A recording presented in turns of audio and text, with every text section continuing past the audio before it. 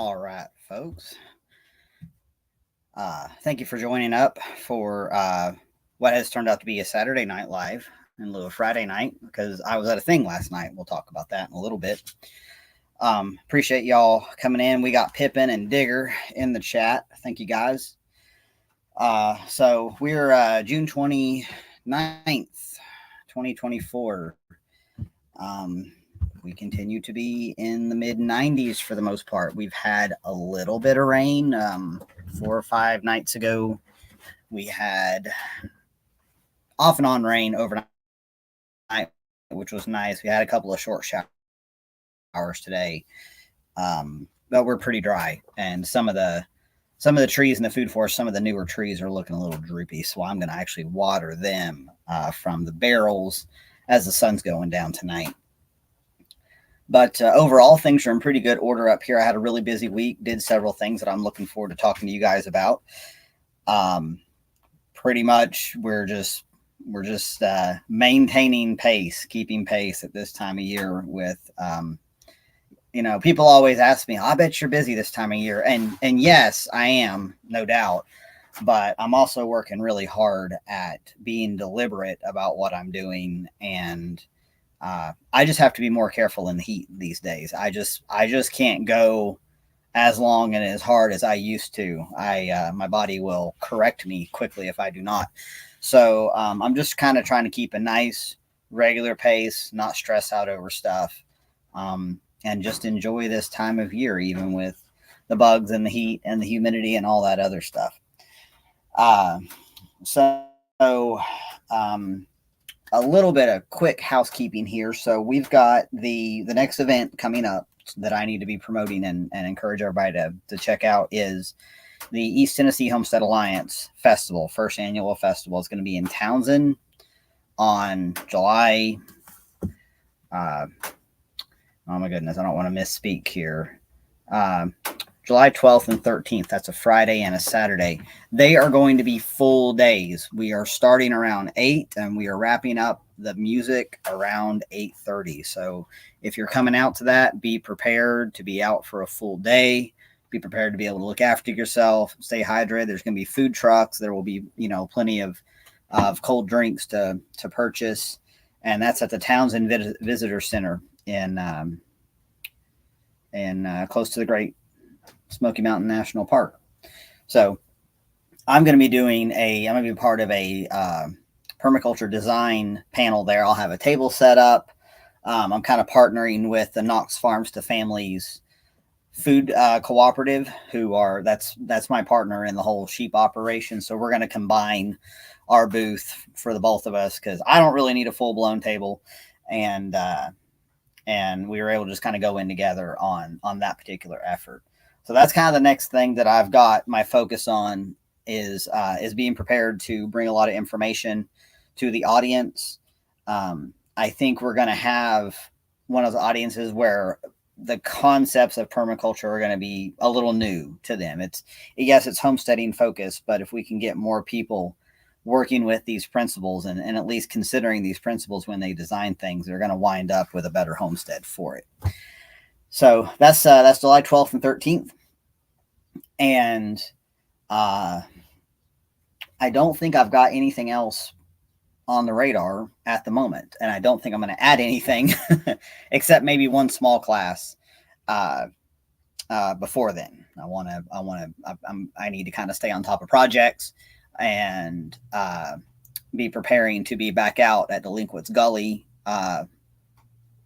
probably after. Actually, I can't remember. Brian, if you listen to this, whatever date I told you is the date I'm coming out there. Maybe it's actually going to be before the festival. And so yeah, I've got more. I've signed on officially with Tim. We've come to an agreement about my consulting services for Delinquents Gully, and we're going to kind of launch that in an official capacity here in a couple of weeks. So otherwise, I think I'll get right into what I've been up to this week. Last Saturday, a week ago, I went back down to Old Fort, Tennessee / the Cleveland, Tennessee area south of us. And I went out there because I was invited by the gentleman I met the week prior at the Haven Earth Trade School. His name is Blake Reimer, and he runs Tennessee Mountain Farm down in Old Fort. Tennessee Mountain Farm, and there is a link for that. It's a link to their Facebook page on in the show notes there. He is taking a farm that was like a conventional chicken grow out operation in a regenerative direction, and he is doing that with Barbados black belly sheep. I believe they're another version of a hair sheep that are awesome, cool looking sheep, way cool looking sheep. And he's also doing a deep bedding style pig operation. Which I think I went into some detail about that in last week's show, but just to cover real quick, he is keeping his pigs on a few feet worth of deep litter carbon. So he is using inoculated charcoal, biochar, logs, and wood chips filling in on top, and then all that is inoculated with a I'm going to blank on the exact concoction, but it is an inoculant that enhances the fungal activity and keeps that whole system from becoming anaerobic. So he wanted to prove that hogs could be kept in this manner in a way that doesn't stink. Pigs are actually very clean animals. They want to be clean animals, and if you give them the proper environment, they can do that. He's doing this in lieu of pasturing them, so they're in large shelters under cover. He's got some sections of old barn that's been converted. He's got actually his mom's carport next to the house. He's keeping one like that to demonstrate to people that you can have a pig in your zone 1 and it not be an odor or a fly problem. So I went out there, we spent about 2.5 hours riding around on the farm. And guys, I tell you, I mean, it was just such a good time. This Blake is one of those guys where the instant I met him the week before, I really liked him. I liked his outlook and his attitude. He's very enthusiastic, but he's realistic about things. He's original in the way that he approaches issues. Like, he was basically taking, the permaculture approach to all this without having really gone in depth on the principles and the ethics so much. He just kept observing what made sense. And his text that he's been working from is the kind of original organic growers manual for Korean natural farming. And that methodology and permaculture pretty much completely overlap. They go hand in hand. And that's where he came up with the hog system. So I got to flip through that book a little bit, and it's going to be one that I pick up before too long.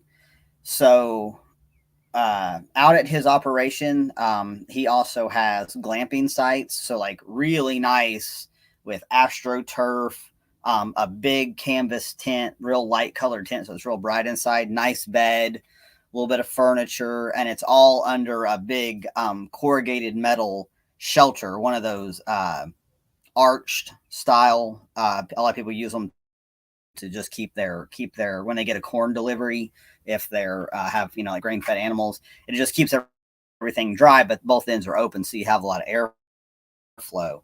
So he's been converting portions of old infrastructure into glamping for to be on Hip Camp and Airbnb. So that's one of the ways that he's kind of working out another income stream from the farm, and he's just going to be adding more of those as he goes along. So we talked a lot about he had a lot of questions about earthworks. So we went over a lot of earthwork stuff. They've got some stuff that used to be terraced, and they kind of got partially filled in. And to my eye, it would make sense to go back and convert those into swales and still maintain the ability to move equipment across it. They want to put a high tunnel out there and kind of go with a model of freshly grown lettuces and microgreens and things of that nature. Of course, they also do the pork, and he sells his products on site. So he knows how to butcher, but he's got a good relationship with a local processor, and he gets processes animals, brings them back. He built this really cool cooling room. So when you need to, after an animal has been dispatched and they need to hang it to let it age, he built a it's not really a walk-in cooler, but he insulated a room. I would say it's maybe about a 15 by 15 room roundabout, maybe a little bit bigger than that. Insulated it with deep, like, foam cell insulation sheets, and then put a big AC unit in it, like a big 220 volt unit, and it felt really good in there, I can tell you that. So yeah, we just had a great time. We just drove all around. I gave him a bunch of input on stuff. When I got home, I wrote it all up and sent him an email. Just an excellent guy, and just one of those people. I'm so glad that I met him, and that we'll be able to continue to correspond and kind of help each other. Where I've got certain, like, my skill set in terms of butchering and dealing with pigs that's not something I know a whole lot about. And I'll be able to help him with a lot of layout, earthwork suggestions, some stuff to do with kind of like succession growing and things of that nature. So we had a great time. Really enjoyed being out there. He's working on introducing, he really wants to get a hold of a chestnut that's out that's pretty close to being an American chestnut. It is somewhat hybridized, but it's like 95% genetically an American chestnut that ought to be resistant to blight. So he's working on kind of the agroforestry concept, silvopasture, that sort of thing. I told him a lot about fodder trees. When he's ready for those, I'm just going to go ahead and hook him up with either cuttings or rooted cuttings, depending upon what time of year, and he can start getting some additional feed sources going. It's a big farm. It's over 60 acres, so he can do quite a bit out there. So that was just wonderful. We just had a great day. So after that morning,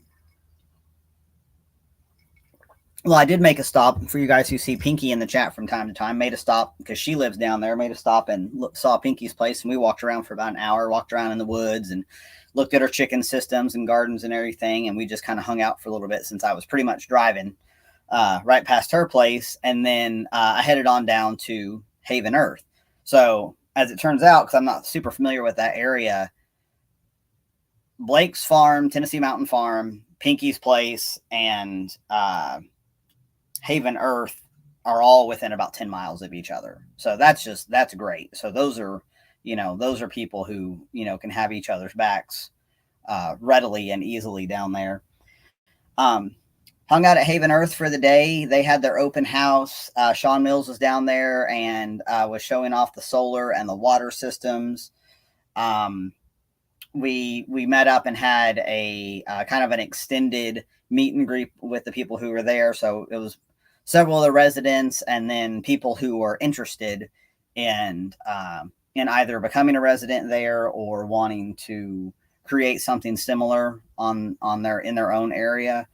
So we kind of had quite a bit of show and tell of the grounds and that sort of thing. And then in the evening, while folks were getting dinner prepped, I took a group out, pretty big group, about 10 or 12 people, for a foraging walk, kind of up the ridge, zigzagged across a little bit, kind of followed a couple of different little driveways. And we didn't go big time bushwhacking into the woods because the ticks are ridiculous everywhere around here. But yeah, we did about 90 minutes of a really fun foraging walk. Found all kinds of cool things, had a good time doing it. And all reconvened at the kitchen, went in there where they had really good air conditioning, cooled off, and had a wonderful dinner. And I ended up getting home after about 10 o'clock that night. It's about a 90-minute drive for me to get down there. Totally worth it. Great folks. And if you want to learn more about the Haven Earth Trade School, where they do natural building techniques, and they also teach about the kind of private membership model that their entire system is based upon, That link is also in the show notes. So we just really we just had a great time. We always, a lot of times when they have a gathering and everybody kind of introduces themselves, you get to share a word that's on your mind, if something that's, you know, occurred to you that's that seems fitting for that day or whatever you're experiencing. And having spent the morning with Blake and then go and hung out with Pinky for a little bit and got it over to Haven Earth, my word was alignment. And I just said it felt really wonderful to just to keep meeting more and more people where I feel a sense of alignment and kinship with, to kind of tackle, you know, tackle this this big question of how do we learn how to work together again? How do we support one another? Should times get difficult in any sense, or even if they didn't get difficult in the broad societal sense, we can still support each other if an individual has a difficulty. So it just felt really good, and I really enjoyed that day. It was a really good day, and really didn't mind getting home real late. So uh, let's see. I've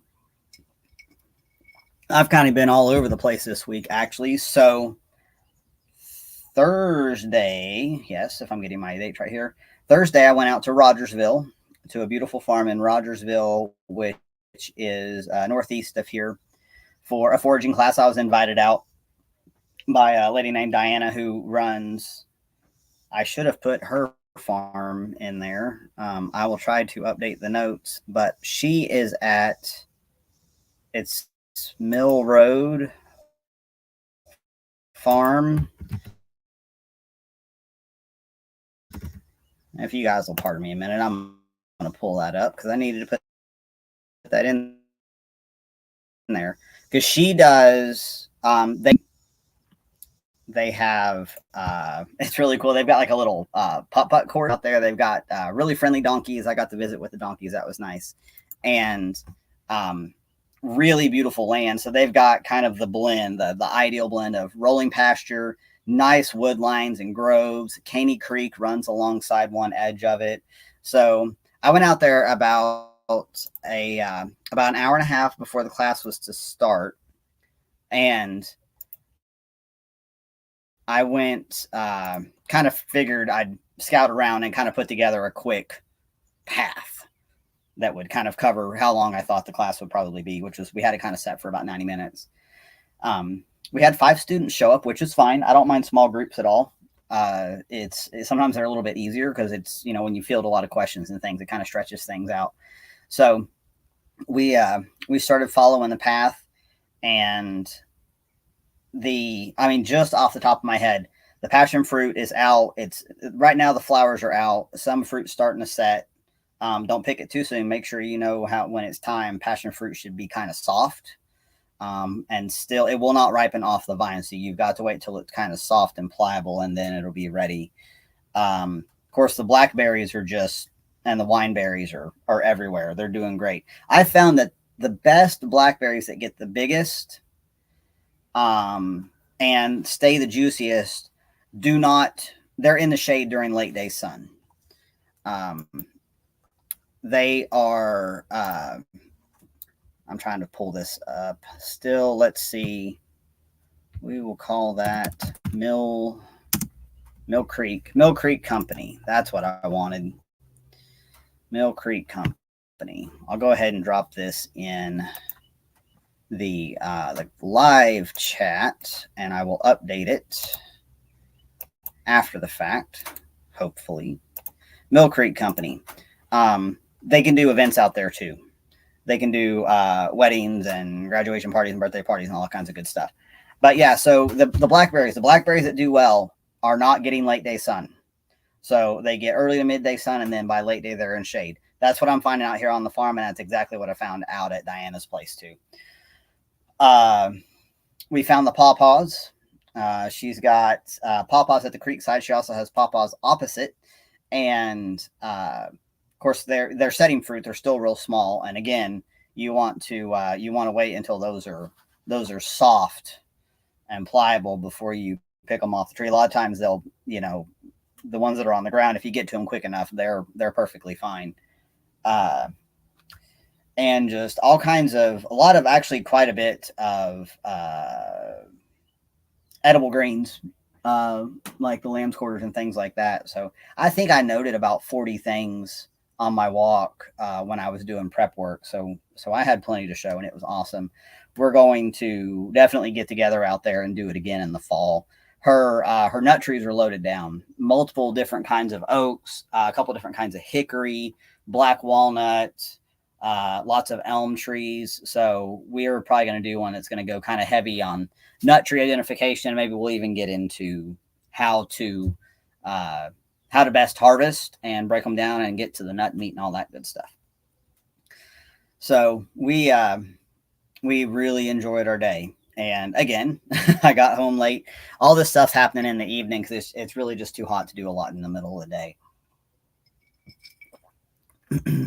And then finally, yesterday evening, what had me away yesterday, I was invited by a gentleman I did a consult with a couple of years back to what's the word I'm looking for? They're kind of like an activism group, like a local politic activism group, but they're also kind of working towards being a little more mutual aid and a little more GSD and that sort of thing. And a lot of people have been expressing interest in learning more about homesteading. So I went out there and kind of gave my story.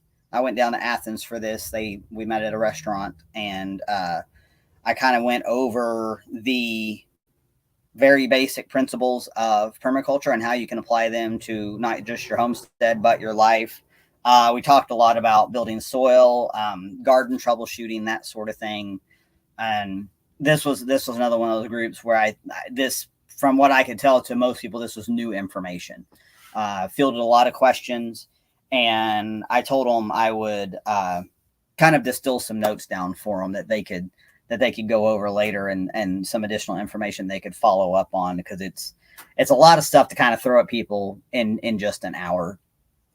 So, and those folks bought me dinner, which was tasty, and I really appreciated that, and we had a good time. So, anybody watching this, if you need a speaker, and I'll drive up to about a couple of hours for a daytime thing from Knoxville. If you want somebody to come in and speak on homesteading topics, regenerative topics, permaculture, foraging classes, I love to do that. I love to bring this information to people. And by all means, get a hold of me, strongrootsresources@gmail.com, and I'd be happy to do it. I'm going to take a short break here and acknowledge Margot. Thank you for coming by, Margot. And Jeremy is here too. One step closer. Good to hear from you. Jeremy, you still on? Let me know if you're still hopefully making progress at looking at some land up closer to me. And there's Digger. Thank you for coming in, Digger. And Pippin. So that was my Friday evening. And in between all that, I've just been basically, I've got a couple of offsite jobs that I've, continued to plug away on a couple of days a week, and just staying on top of things around here. When I got home Friday night, we had a rabbit tragedy. Unfortunately, the gray rat snake has been back around, as I talked about last week or so.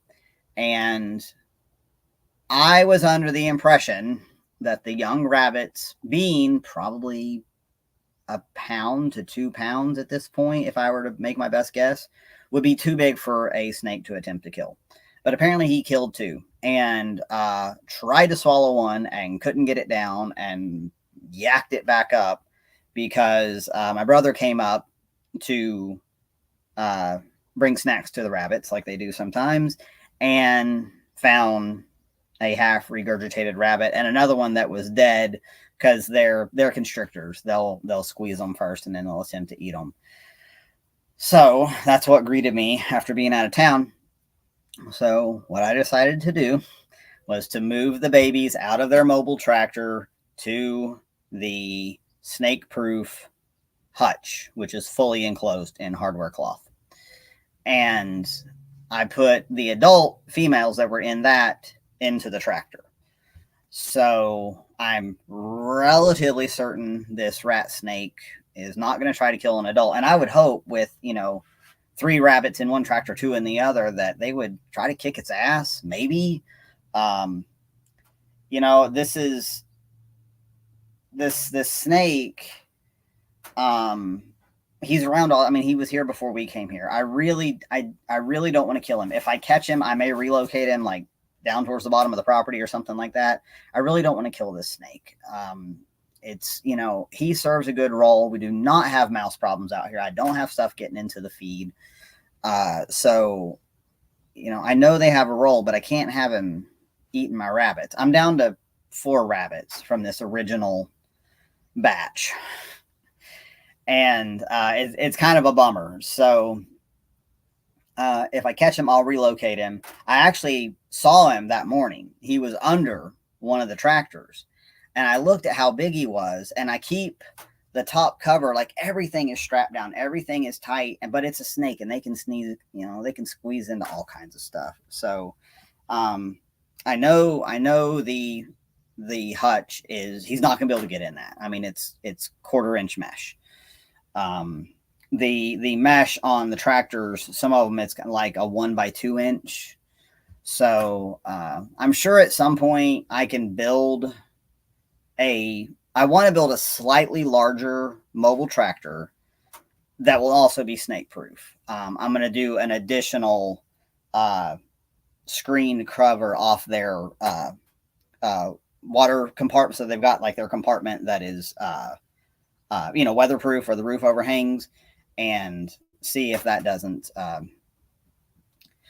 do a better job. So that was a real pisser. I've had a hell of a learning curve with these rabbits. It's a good thing they make a lot of themselves, because everything wants to eat them, kind of just like chickens. The sheep are doing great. We've been across, so we've had 4 paddocks this week. So we're moving every couple of days or so. The one I put them in this morning that I set up last night is a little bit bigger. I've kind of been playing around again with paddock sizes. So this one's maybe a 1/5 acre would be my best guess. We're into that part of the season where they're starting to skip over a lot of stuff that I would like to see a little more evenly grazed. So I'm going to tighten them up a little bit so that they can't be quite as picky. More room equals pickier eating, and I have a lot more left behind than I would like. So we're going to tighten them up a little bit while we're making this pass on the 7-acre portion around Dad's barn, and just get in there and observe and see how they do. And this particular paddock they're in right now is loaded with 1-year blackberry. So it's all the blackberry that's grown back from last year that got cut down. And I'm thinking I'm going to ask Dad or Tyler to actually bush hog this one after the sheep have been through it. I think we need to. I could go in there with the weed eater and lower stuff and, not get things real far down, but it's just brutal right now. It's just brutal to do that kind of work. If I can make myself go out there at 6 a.m., maybe I will, but it's pretty brambly, and I kind of like the idea of laying down some biomass and seeing if I can't get some of the grass to, if we don't get too dry, where I've got more grass, less blackberry. So I got to be careful here, because this is not a process that can be rushed, but I am trying to make sure I'm making some pretty efficient decisions on the whole thing. Chickens are being chickens. Nothing to report there. I'm back to getting 3 or 4 eggs a day out of the birds. So that's nice, but I still got somebody in there eating the eggs. So we've got, I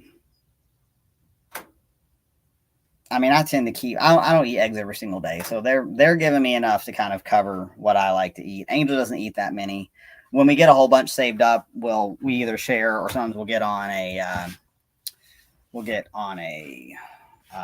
deviled egg kick. That works too, because those are really good. Um, Gardens are coming along great. Did a whole bunch of extra compost amending a few days back, and I had so many leftover. Oh my goodness, guys, I'm losing my words. I had cantaloupe, watermelon, various kinds of winter squashes.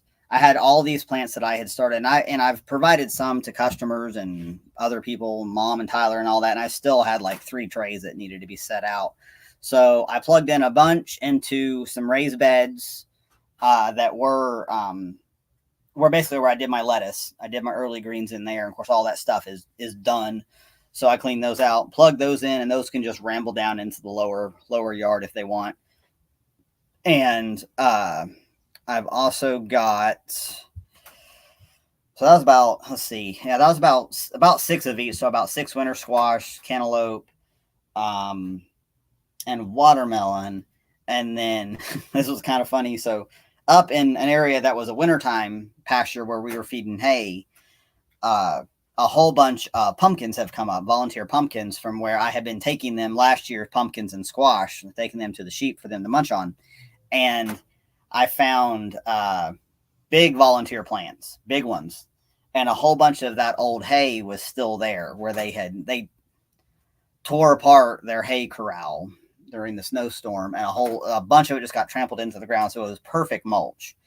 And I just pulled back some of that hay and plugged in more plants of same stuff, just more everything vining that I had that needed a home. I just plugged in a bunch over there, watered it really good, threw the hay back on top, threw a little bit of compost on it, and said, have fun. I might remember to get over here once a week and water it, because it's definitely nowhere in my zone 1. But with that other volunteer plant going, Tyler said, hey, just plug in whatever you got over there. I won't worry about mowing this corner of the yard for a while, and we'll just let everything ramble, and maybe we'll have a really cool pumpkin patch. And I did check on them earlier today, and they are looking good. So that's promising.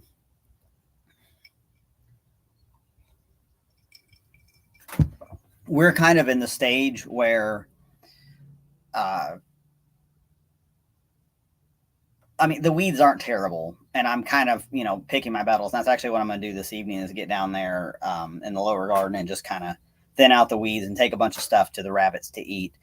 But it's also like, if it's gonna grow, it's gonna grow. If it's weak and struggling, I'm not even gonna bother. I amended a little bit of compost, and I did give some good compost and a soil fungal inoculant to the fodder trees, because that was pretty decent investment. I want those trees to do well, and they are. They're all doing great, especially the poplar and the willow. They just took off.